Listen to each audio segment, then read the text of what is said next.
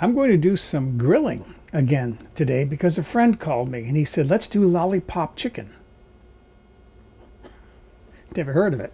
But I knew what he was talking about when he described it, because way back when I was in college, I read about these in I think it was a Graham Kerr Galloping Gourmet cookbook. And what they do is with the chicken drumsticks, you can do it with chicken wings as well, wing pieces. You cut the tendons at the top of the bone, and then you push the meat down to the bottom to form a ball of meat at the end of the bone, like this.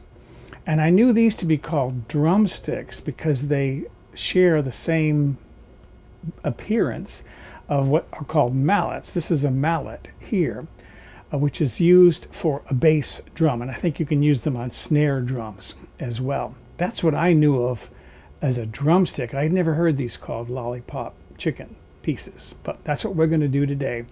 And I decided, well, let's make it even more interesting. Let's use this as an excuse, as a vehicle to test 4 different flavors of the McCormick's Grill Mates Spice Herb Blends. And what we're going to do is, we got 4 different ones. Here's a picture of the 4 that I bought. Those are the 4 different kinds that I bought. And we're going to put a color on each one, and then we're going to use these things. You've seen these little frills that you see them on, for example, a picture of the turkey. This could be on the end of the turkey leg, some sort of a frill. I bought a box of these, 4 different colors, and I'm going to put 4 each on 16, actually 16 drumsticks, and then we'll be able to taste them afterwards to see which ones of these grill mates that we like best. So first thing I want to do though is I want to do some prep work. I'm going to prep a side dish. It's going to be really simple. It's going to be, I call it tomato salad. It's going to be chopped tomatoes with some very thinly sliced, slivered mozzarella cheese, the wet mozzarella cheese that's sold packed in water, and then some whole basil leaves. I bought some fresh basil, and then I'm going to saute some mushrooms. I'm not going to assemble the salad now. I'm just going to do the prep work, and then while the chicken is cooking, I'll assemble the salad because I don't want to do it now. I'm thinking the olive oil might make the vegetable pieces get wilty, get soft. So let's start prepping for the salad. I bought some Roma tomatoes here, and I'm going to seed these. I need a little knife to get the stem section out. And I'm not going to do this entire box of tomatoes. I'll probably do only 2 or 3 of them because there are just going to be 2 of us eating. But I want to get the seeds out. I don't want too much liquid in my salad because I want a lot of the flavor to come from the extra virgin olive oil. I talk about extra virgin olive oil as being a flavoring oil. Although there's a lot of flavor in that juice, and they say you should use it in your recipes. Strain it to get the seeds out because supposedly the seeds are bitter. I don't know that much about it. Okay, and then I might as well use this knife. It's in my hand. I'm just going to kind of coarsely chop these up. No big pieces, but I don't want small pieces either, like a salsa.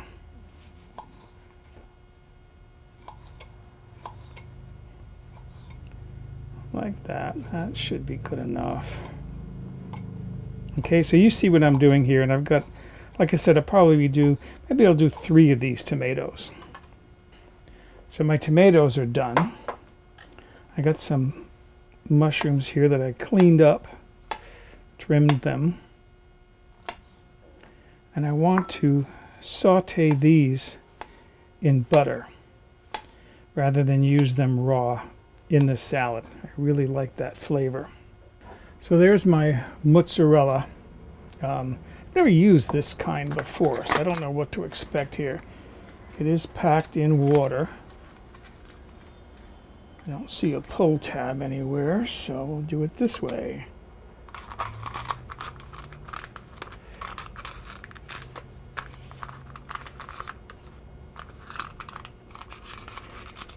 And somewhere down there, okay, there's a ball of mozzarella. Gonna put that on the paper towel to let that drain a little bit. I looked for buffalo mozzarella, but I could not find that. Costco usually has it, but they didn't have it. So I bought just, this is regular cow's milk mozzarella. And what I'm hoping I can do is just kind of shave off, make slivers like that, rather than doing something like slices.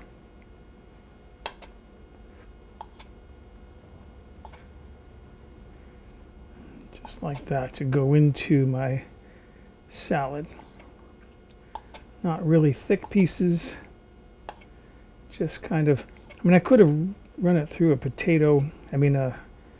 cheese shredder. But I think maybe do the whole piece. I'm looking at the amount of tomatoes I have. I'm not going to do any more of that. That's going to be enough. I don't want to overdo it. I'll just put that back in there and save it for later. So there are the ingredients of my simple tomato salad: chopped tomatoes, mushrooms, and I sauteed these in clarified butter. So there was no salt in that. I tasted my mozzarella. It tastes like there's no salt at all in that. So I know it's going to need some salt. So I took my salt out, pepper. This is my extra virgin olive oil. And then I'm going to be using whole or torn basil leaves in the salad. Let me slide this out of the way and I'll show you my basil. Here's my basil. This is a plant. I bought this at Home Depot, the garden center. It's a lot easier to find fresh basil this way than trying to buy it in the store. I've kept this watered. This will be fine when I need it later today. I'm not going to assemble my salad, as I said, until we're nearly done cooking the chicken. I've got the fire started. I'm using oak. Once this oak has burned down to some nice hot white coals, I'll be able to start transferring that to my grill, and then we'll have heat to cook on. So there's my packet of chicken drumsticks. I bought the family pack. I looked for one that had 16 pieces because that would be ideal, I think, for what I'm planning to do today. So what I'm going to do now is, by the way, I did wash my hands. I want to trim the bottom section because, see, this isn't going to stand up on its own. So, big knife. Not quite. There we go. That's what I want. These pieces I will put in the freezer. I have a bag that I'm keeping for stock. Gonna pierce the drumstick, and I'm looking for, I don't know how well you can see it, but I can see these white tendons in there. So I'm gonna cut through those tendons all the way around, make sure I have them all separated, and I can take this top stuff off.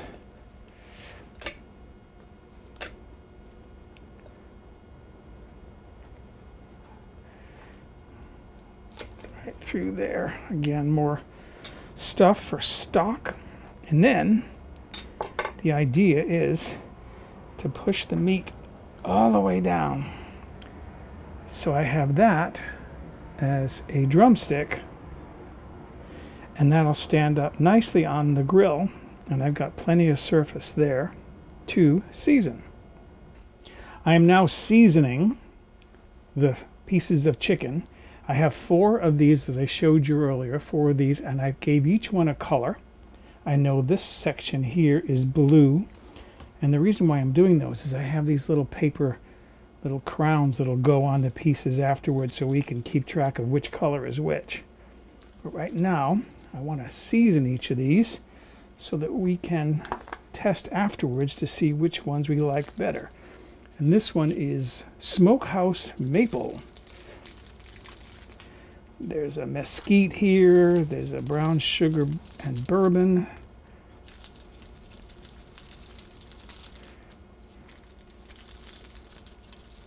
Like so. And there's a train coming. Okay, and then one more, and that's this one here. This is the mesquite. So there is our chicken on the grill. It's set apart so that each section is its own color, and then later on we'll be able to check these to see which seasoning mix we like better. So here we are. Our chicken is grilled. It's ready. All the guests have arrived. There's only one more that had to be here. So this is my salad that I wanted to taste. Oh, that is so good. And then we're going to be tasting our chicken to see what our different tastes, our different spice blends taste like.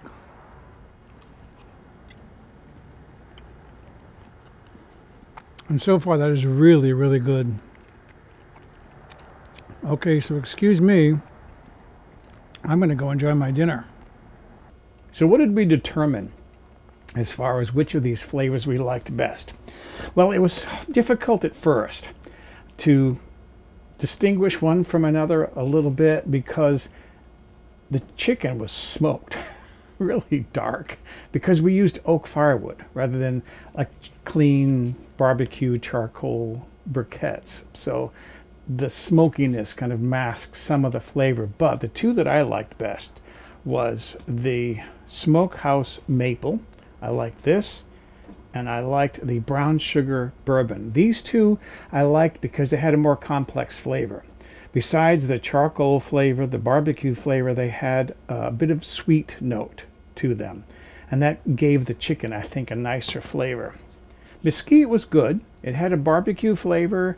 Also had a spiciness to it because there's chili powder in this, or red pepper flakes, one or the other, but it had a spiciness to it. The one that was least impressive was this Montreal chicken. It had a flat flavor. I mean, it was okay. It was a flavoring, but it didn't have the complexity that the two that I liked most had. So that's our grilling experiment working with Lollipop Chicken.